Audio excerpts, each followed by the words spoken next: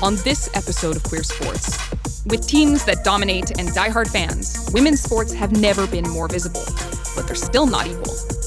We're calling out the BS with former soccer player Rachel Rapinoe, WNBA legend Sue Wicks, Olympic rower Kendall Chase, and sports journalist Frankie De La Creta. Then, we're in the scrum with the New York Women's Rugby Club as they hit hard and prioritize community. And what it takes to compete when you're forced into the spotlight with former state champion sprinter Andraya Yearwood. Welcome to Queer Sports.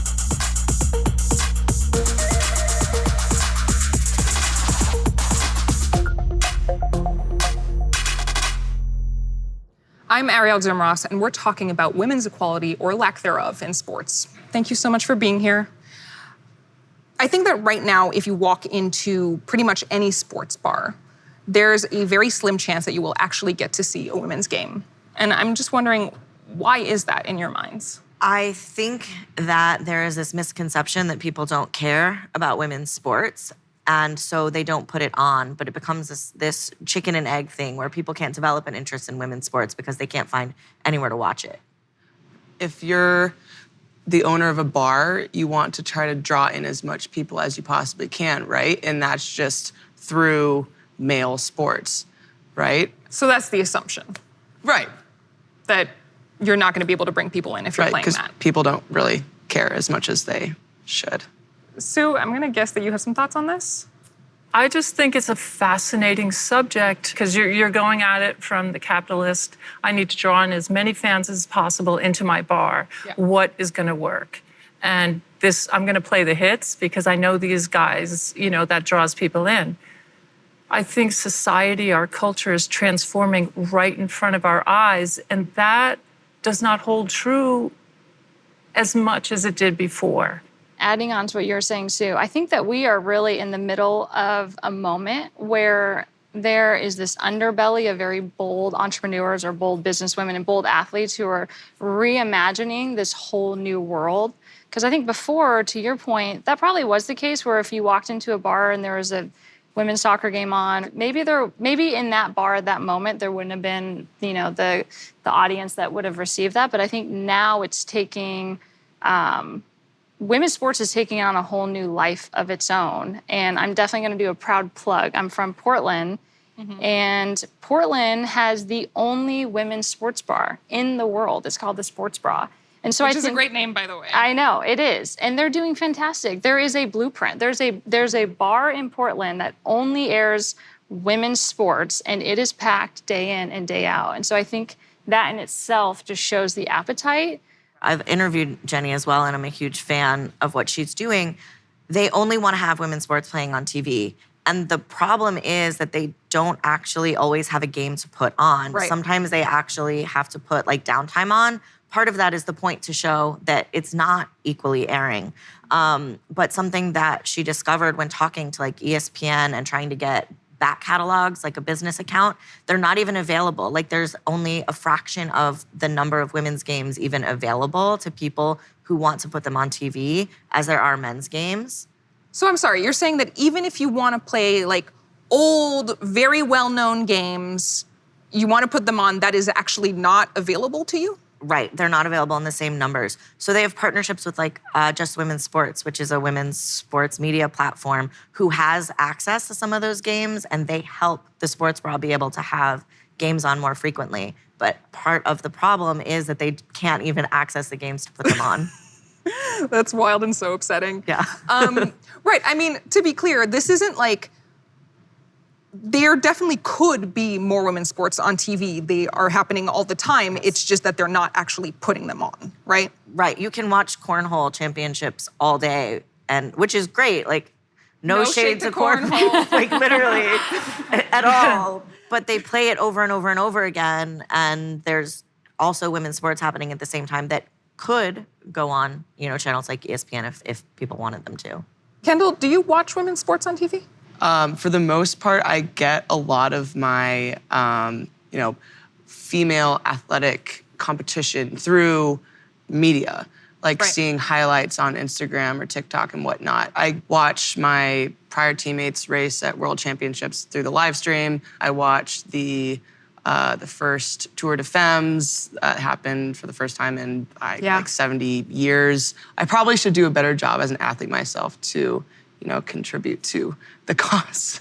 You've done enough for women's athletics by doing it. You're a doer. Thank you. So, And that's okay though. That we were actually just talking about this, how not everyone may tune into a game because life is busy and we may not have the time to sit down and watch like a full game. But the fact that you're tuning in on other media platforms and watching their content and digesting their content, that needs to happen as well. I probably going to butcher this statistic. You may know more than me. A couple years ago, I read a statistic that like only 4% of ESPN content is women's sports. It may be more now. I hope it's more now. But that number Reggie's like, no, it's dismal. not actually It's more. dismal. And we know that there's an audience of not just like women wanting to ingest this content, but just a whole audience out there that wants to understand what's happening in the landscape of women in sports. And that, they may only be ingesting it through social media. I had a really interesting conversation one time with this guy who ran a Boston College hockey blog. And they used to only cover really the men's team. And they started covering the women's team.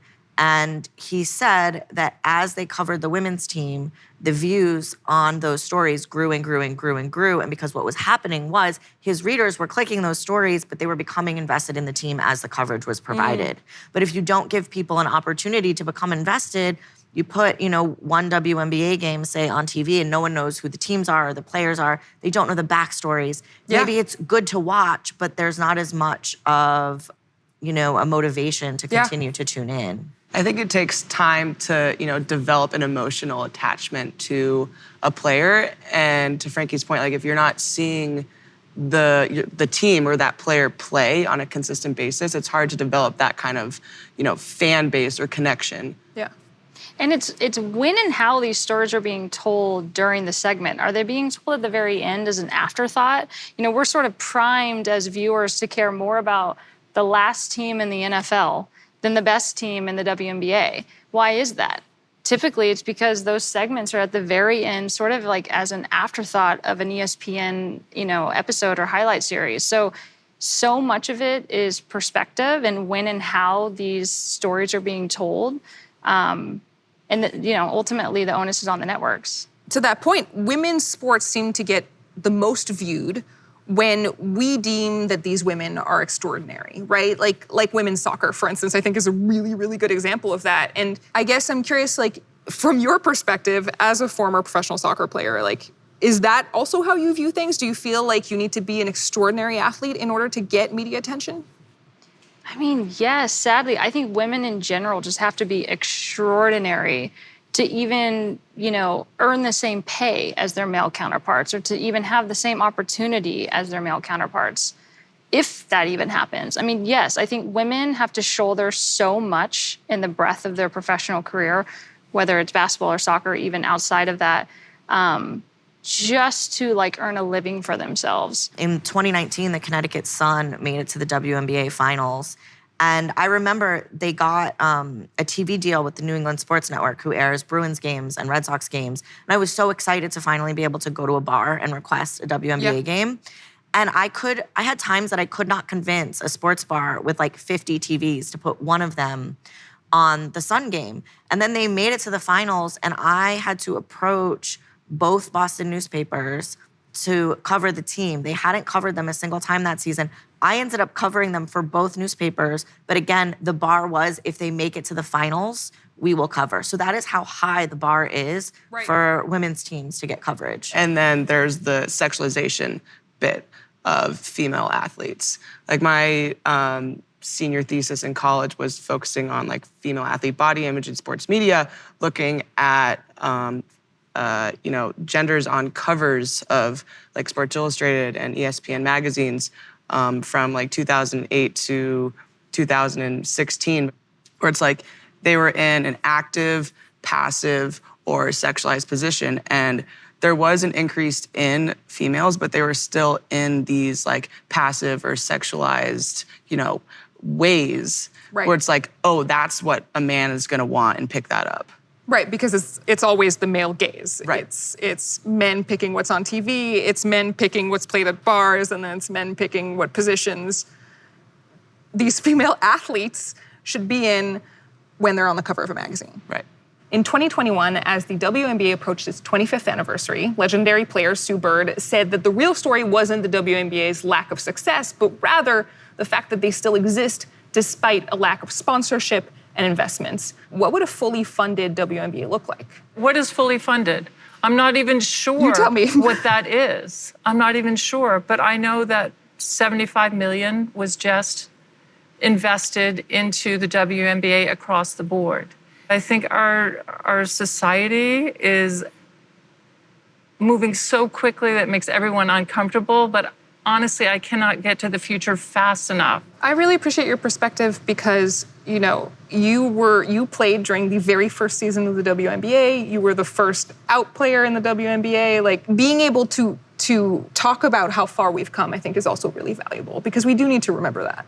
As I'm thinking about what a fully funded WNBA might look like, and I want to talk about player salaries, because WNBA players, a lot of the general public doesn't know that they don't really have an off season. They have to play overseas to make their money, is how injuries happen. They don't really have the time to care for their bodies and rest the way they should.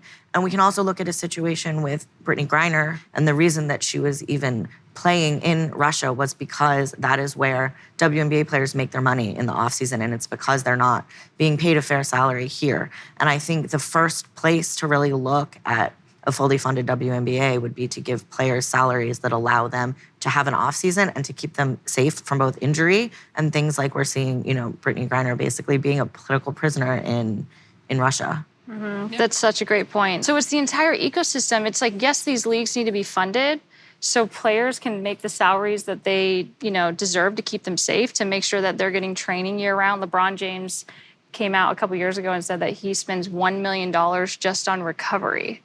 Can you imagine? I mean, no wonder he's like a freaking specimen of a human being, $1 million on nutrition and supplementation. And it feels to me like we need to dig into this perception that women's sports aren't as interesting as men's sports, and we're going to do that right after this.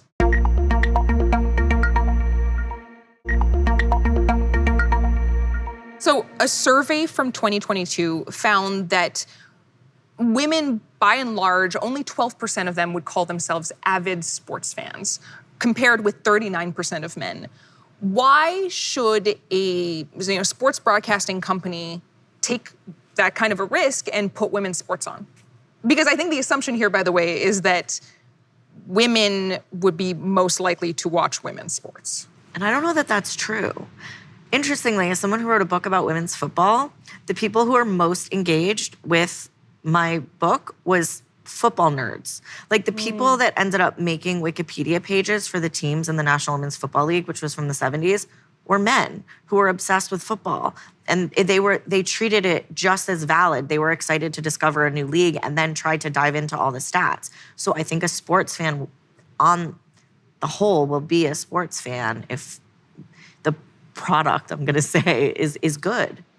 And I think women's sports, sometimes the marketers market women's sports as like a family event or just like a women's event. Right. But to your point, I think a sports fan is a sports fan. And anyone who understands the game and the technicality of it and the skill level will appreciate just the athlete that's playing.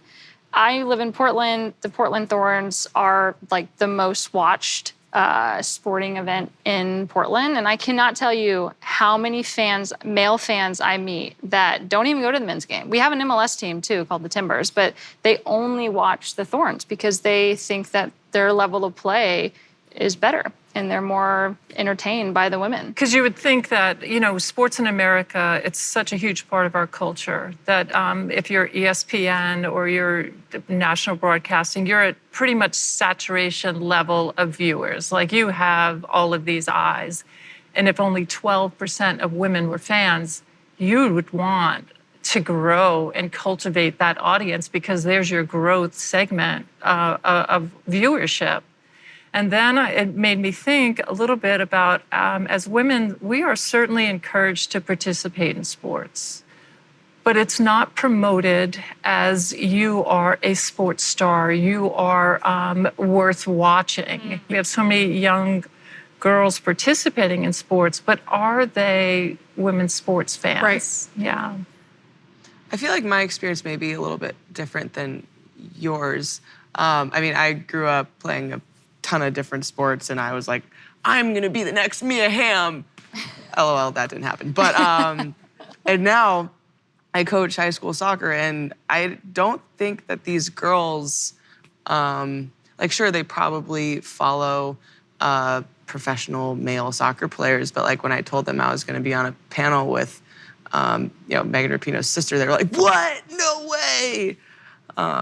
Okay, so they do have some people that they can like. I don't think like all hope is lost with the younger generation, following and being fans of, pro women athletes. I think with soccer, especially in America, probably more people know the numbers of the women's players than of the male players, which I do think is very unique. I would say that's definitely the case. Yeah. But would that be the case if the U.S. men were good?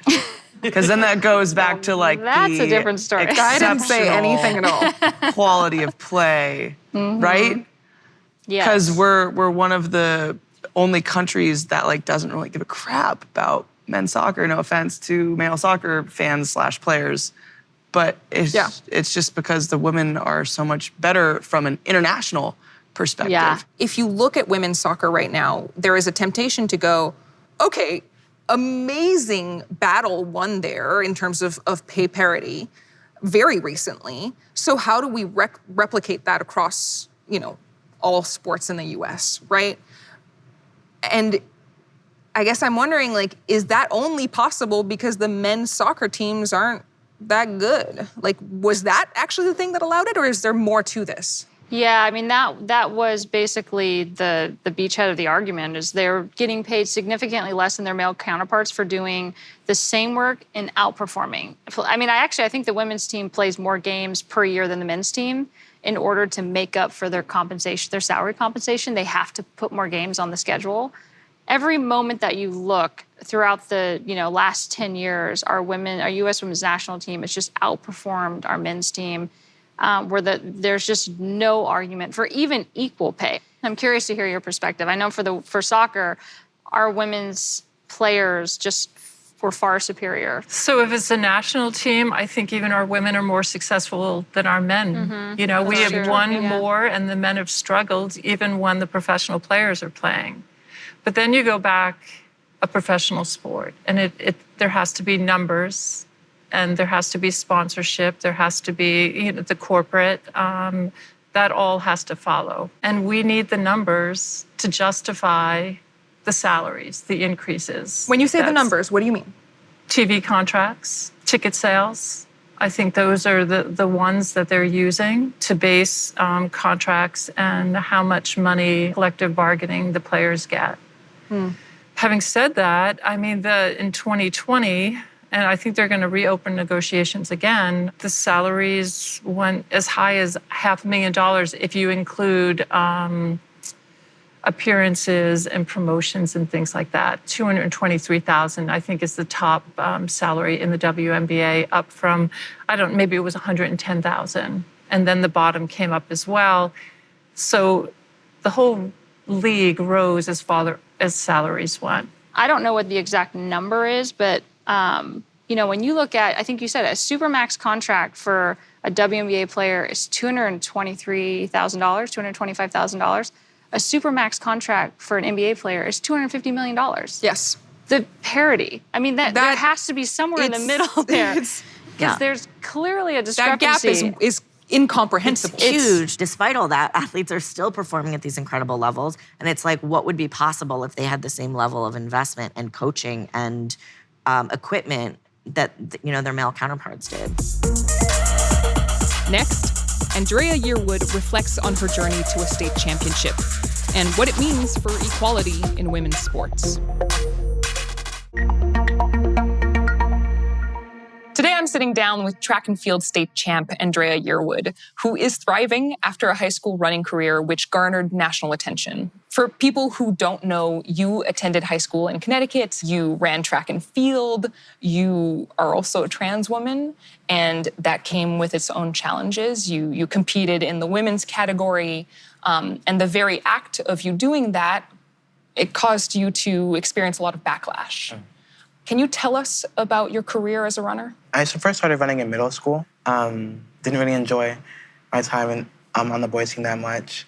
Didn't really connect with the sport in middle school. And then in high school, I was able to run on the girls' team and just had a lot more fun with track, with the people around me, my coaches, and just, I think, really be more present.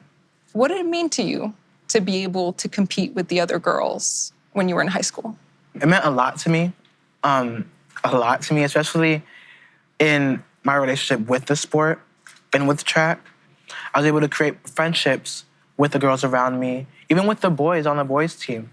I just felt like, okay, I know I belong here. And with that feeling, I think I was able to have more fun in the sport. I just think it goes to show how transformative for a lot of trans youth, how transformative being on the team that aligns with a gender identity is for them within the sport, within the relationship with their friends, their peers on their team. There was a lawsuit that was filed while you were in high school that named you. The lawsuit was attempting to prevent trans athletes like you from competing. What did you think when that lawsuit was first filed? I remember the night Terry called me, or Terry Miller, who was another Black trans athlete who I competed against. And she was like, there's a lawsuit against us? And I was like, no, there's not.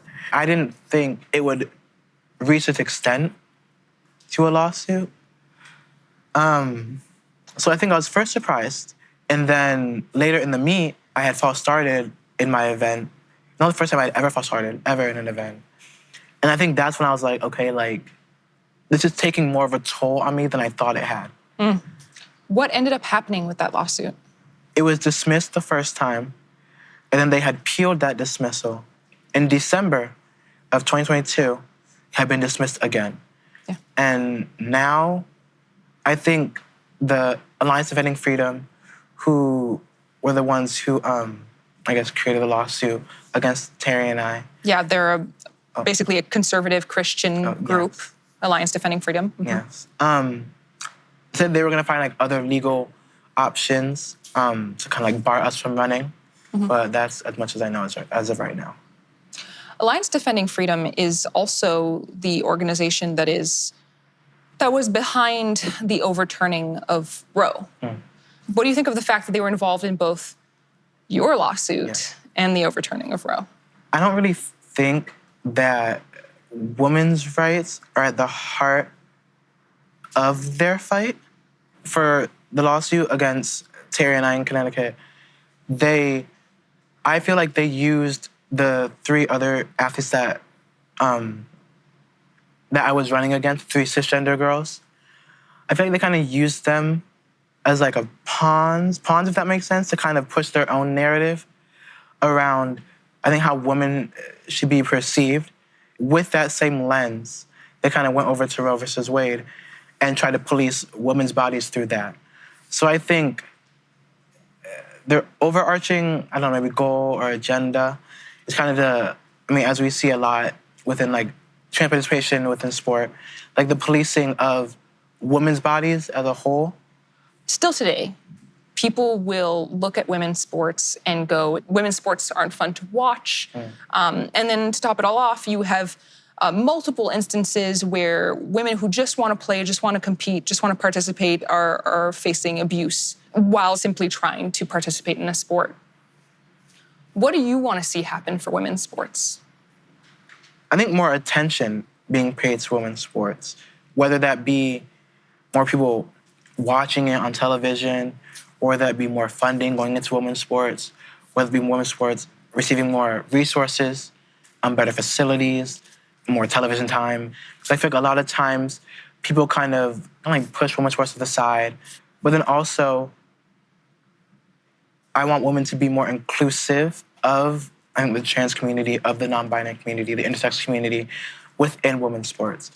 There has been a wave of attempts at implementing bans or bans that have actually been implemented across various states in the US, all of them targeting trans youth and most often specifically trans girls. Do you pay attention to these laws that are getting passed? Like, as a trans woman, how do you receive all of this news, this onslaught of news that comes in constantly about trans girls who would have loved to have been in your position? It's just very upsetting to see, especially like youth, like in high school or middle school, not being able to play the sport that they love because people can't wrap their heads around just letting trans girls play in the sport that they want. But then also, like, it makes me angry that like these girls aren't able to have these same experiences and that they have to fight for their basic human right to play the sport that they want. The overwhelming emotion that I get from you is that you seem really happy right now. Yeah. And I don't want to put words in your mouth. I don't want to say anything that isn't true, but I guess I'm wondering, like, are you really happy? When I look back on my experience in high school, I know that everybody like says that I did go through a lot. To me, it was pretty positive. And I think that is largely due to the community that I had and the people that I was surrounded with. There's not much benefit in like focusing on the negative all the time, right? And I think especially because I was so privileged in having such a great support system, right? Like even my mom had made a comment about like how she makes sure like I was never suicidal, right? I was in an environment in which like I wouldn't have suicidal thoughts. She's trying to protect you from that. I don't know, just being in that environment and being in that space of just so much, I don't know, positivity. It's like, how can I focus on the negative when there was so much positive in my experience? You have an amazing outlook. Really, I appreciate the time that you've spent with us so much, Andraya. Thanks for being here. Of course, thank you.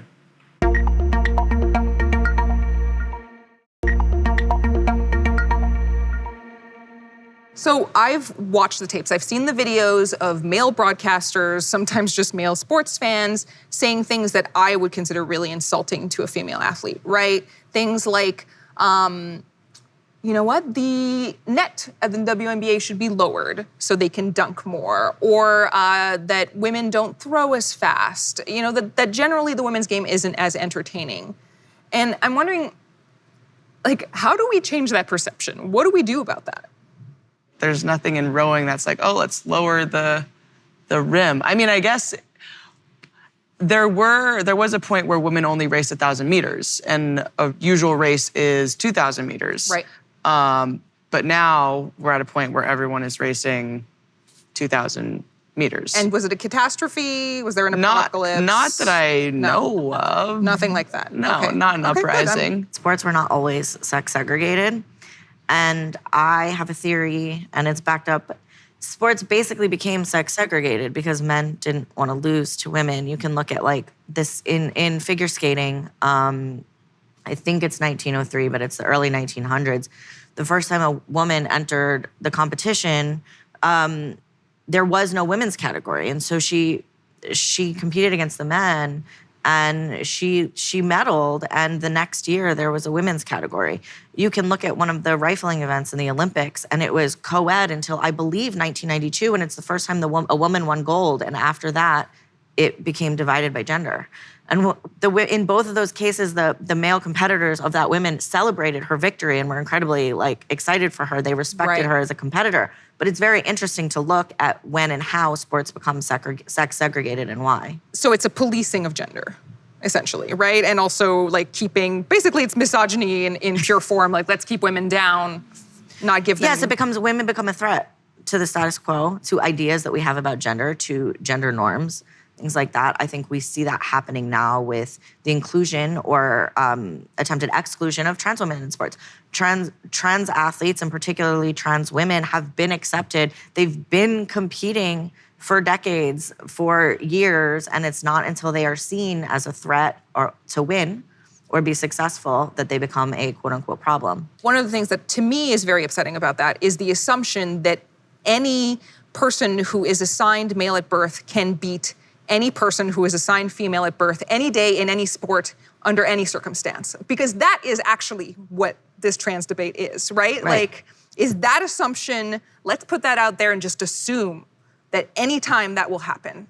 It's honestly all women, regardless of whether you are trans or not, should be incredibly insulted by that. Right. It's sexism by a different name, trans misogyny, but at the root of that is sexism. Yeah. You wanted to say something earlier. We kind of switched gears on you a little bit, but. What I was gonna say, there's this Dove, ad, Run Like a Girl. Do you guys remember that Dove ad that came out years ago? Yes. And they took all these little girls and they told them to run, and they ran very, empowered and, like they normally would. And then they told them to run like a girl. And then all of a sudden they were flailing their arms and they were just, presenting very differently. How did they learn that?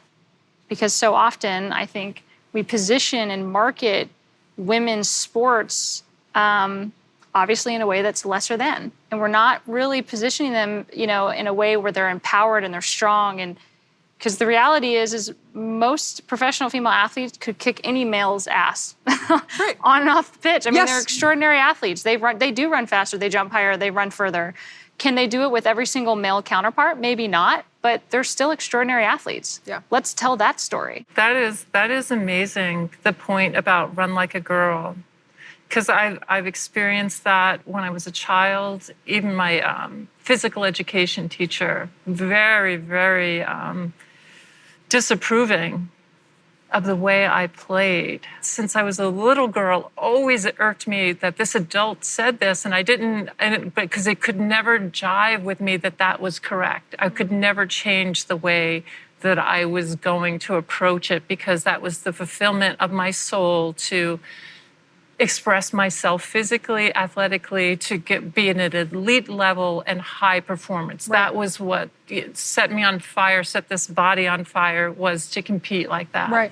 And when I see Serena out there at that level and she screams and her muscles are like that, we don't get to see enough women expressing that type of unbridled passion without any rails on it. And to be a human, to have experienced athletics on that level, and at times in Madison Square Garden in front of 20,000 people, to rip off my jersey and throw it in the crowd, that type of exuberance, I never felt more human and more fulfilled than those moments. What has been your experience of having, male broadcasters say shit about women's sports? Like, have you ever experienced that? I've heard it, definitely. Even just calling them girls. Oh, that's something that irks me. Oh, yeah. Ladies. Yes, ladies and girls. Like, they're athletes and they're women, but let's not call them ladies and girls. It's so demeaning when they're on the court, playing at the level that they're playing. So it's little comments like that you hear often. When I was in college, the first games on ESPN were broadcasted when we reached the Final Eight. Before that, no games. So we have so much more on, but there was such a limited pool of women sportscasters. So then we flash forward, and I'm listening to Lisa Leslie, who doesn't do a lot of commentating, but her insights, perspectives just blew me away as a sports fan. Yeah. To hear women's sports talked about that way was super, it pulled me right into the screen. I was listening a little more intently. I leaned into it again, saying a bigger audience could appreciate this, the way we're presenting this game. When we come back, we visit with athletes from one of the only sports in the world where women's gameplay is identical to men's gameplay, women's rugby.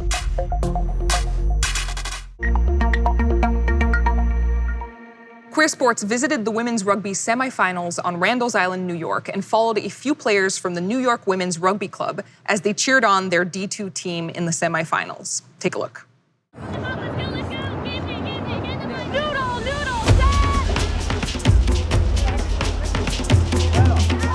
Rugby is something that encourages whoever you are, whatever you look like, whatever your strengths are, come and bring them to the field, because we're going to need you on there to do something. New York Rugby Club was founded in 1929. It's the oldest rugby club in the United States. New York Rugby Club offers WPL, which is Women's Premier League, which is the highest 15s Premier Club League for women. We're committed to high-performance rugby, to growing the game, partially to help feed the women's national team, but also just because it's the right thing to do to cultivate that high-level rugby.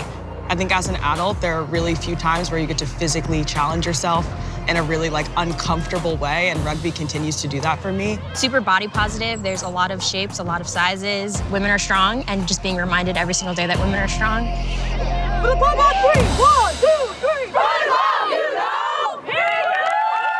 Today is semifinals. We're playing against UTQs, and we're all super excited. As women, we're not often allowed to be angry, and it's been really fun to get to explore what that looks like for me. I really love tackling and being aggressive, and I feel like with other sports, I don't get to use that full potential. Oftentimes, if you're larger, you're told to be careful, you're gonna hurt someone, or you're gonna tip something over if you're clumsy like I was. Instead, that physicality becomes a point of pride. I have always embraced the big hits. I love to be a part of that because it's the true thick and the crux of the game. It's intense physical contact, just really structured, great tackling, great rucking. It's very low to the ground, lots of shoulder contact. And being really good at those physical skills in a detailed fashion is empowering, because if you can do that every Saturday for 80 minutes, what can't you do? I used to have a lot of people ask me oh, do you play with the men? Is that a men's sport? My mom was like, but your teeth. And I was like, Mom, I wear a mouth guard. And people are shocked that we don't wear other padding. We're not that fragile at all.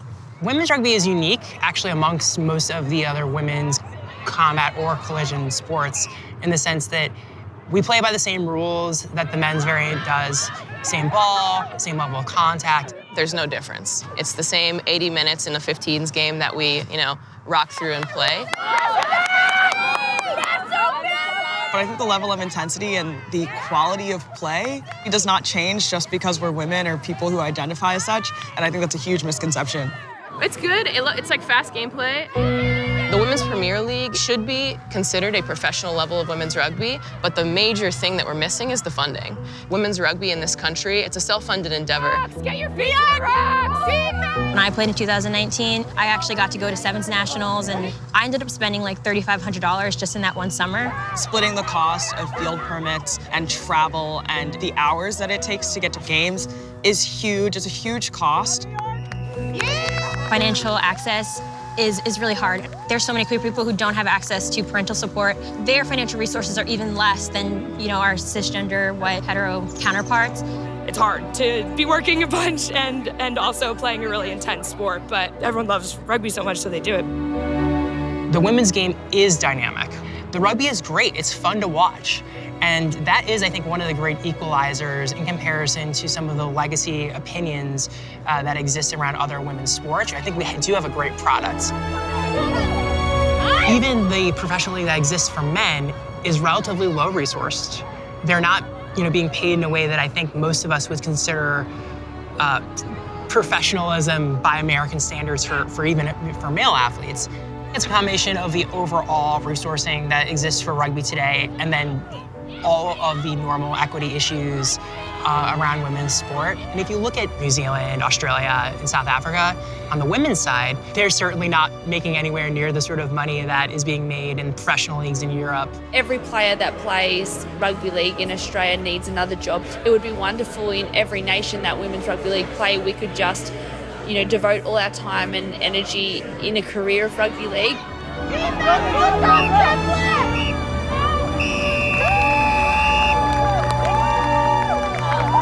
The women's rugby community is incredibly inclusive. That's been a staple of it from the beginning. I joined rugby in a time in my life when I was super young. I was coming from Long Island. It was not very inclusive to me and my identities. Being able to walk onto a field and seeing other people who are queer, and I was like, wow, more people exist. We ask folks just to come as they are, whether that's who they love, their gender expression. That's part of, I think, rugby, which is that it's that mutual respect that you and your opponent are essentially getting the opportunity to play this great game against each other. It's that energy, the way you guys played today was some of the best rugby I've seen. You should be so proud of what you guys did.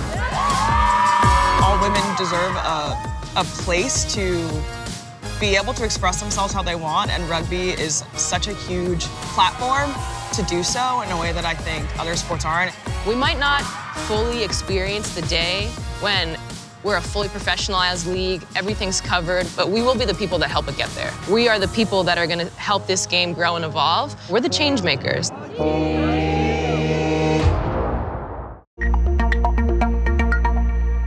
Thank you so much to our panelists. This has been a really, honestly, a huge pleasure for me to have you guys here to talk about this. Before we go, I do have one more question for you. Okay, so are there elements of women's sports that you think are more interesting than men's sports? I hear a lot of people who only know the NBA say, oh, the WNBA isn't as interesting because they're not dunking. It's a different style of play. Yes. And it has to be for a variety of reasons. Some are rules-based, some are based on the bodies of the people who are playing. It doesn't make it less interesting, it just makes it different. Right. And I think that's actually really interesting because they're getting around these paternalistic rules that were developed for them and finding ways to be excellent anyway, or different ways to be excellent. I, as a former high school basketball player, I really, really, really appreciate the women's game.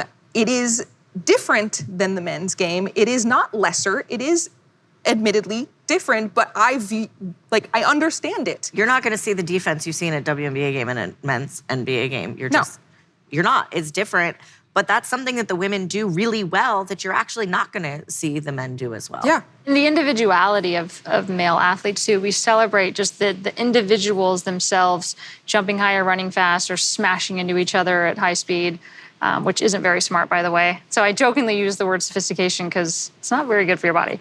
But yeah, to your point, it's the women's game, at least in the NBA, the WNBA and the NWSL, it just has a different level of sophistication and, teamwork. Yeah. Collective, defensive, organizational skills versus one-on-one defending. So what's celebrated is different. The men's side, individuality is celebrated, whereas on the women's side, it is much more of a collective team effort, which is really exciting to watch. Yes. But you have to appreciate that. Yeah. So interesting part, because you say celebrated, also you're paid for it. So we have the NBA game. If you have these many rebounds, this many points, this is the salary you're going to get. And everybody knows that. What's the incentive to be a team player? What's the incentive to make the extra pass? What's the incentive for these things? On the women's side, the pay is so low, you are encouraged to play the sport in a very puristic form. It doesn't matter.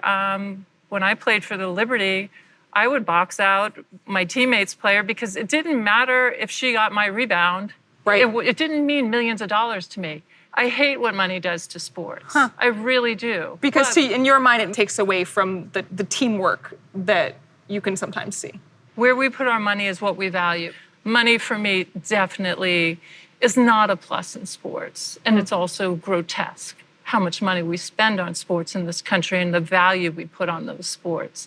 So as we aspire towards that as women, pay equality, part of it for me is it will taint the way that women's sports are because we in America have, from patriarchy, it's one individual. This is the best. Right. That gets paid. It's one person, and that is not the truth. It is many. It's a collective. It's an environment. It's an organism that lifts and rises and changes everything around it. Sometimes the world is not ready to blow up all the systems and you have to work within what we're given. It can be like a both and situation. Right. I feel like I am more focused on let's get more money to women athletes. But let's blow up the system. Yes. Yeah, anti-capitalism, sure. Yes. I'm here for that. Great, fine. Thank you so much to everyone who joined us, and we'll see you next time.